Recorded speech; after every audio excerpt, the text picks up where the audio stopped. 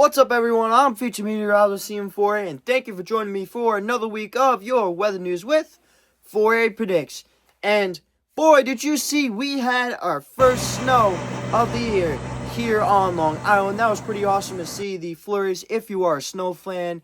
If not, well, it's starting to get cold and there's not much you can do about it. I'm sorry about that. Don't worry, summer will be here before you know it. This news is actually from weeks prior. I'm just catching you guys up. Of course, I'm sorry I took a small unannounced break. Senior year is flying by. Now, of course, I'll always do my best to get those videos and shorts out to you guys whenever I can. I hope you guys did enjoy the last few weeks, however. That being said, let's get right into your weather news. I mentioned those cold temperatures, and I mentioned the snow at the beginning of the video. I'm sure most of you don't even want to hear about this, right?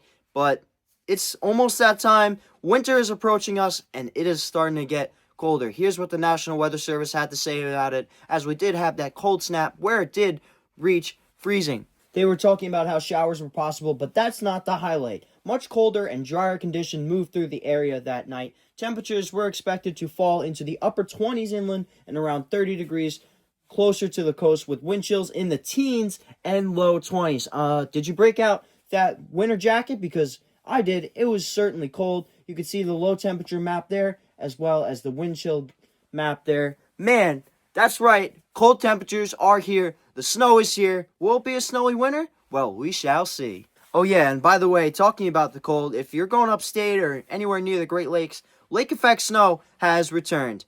Winter season it is. Finally, the winds did calm down for most of this week and last week. However, man, we had some consecutive days where the winds were just gusting up to like 40 and 50 miles per hour here on the island. And believe it or not, the winds did return. Now, this is pretty much due last week and the weeks prior for the gusty winds. They were due to the upper air jet that came our way. So let's take a look at this map from the National Weather Service. You could see gusts up in the mid-30s for really most of the tri-state area. And of course, a special weather statement was actually issued out east. Winds gusting up to 50 miles per hour, believe it or not. And here's what the National Weather Service had to say about it briefly in their quick messages. Of course, we had the damaging wind potential multiple days there.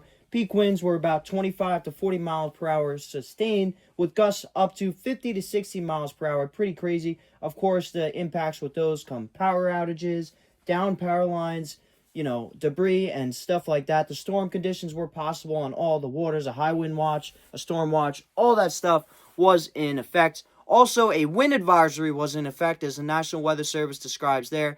It was really just right after the other of those days of gusty winds.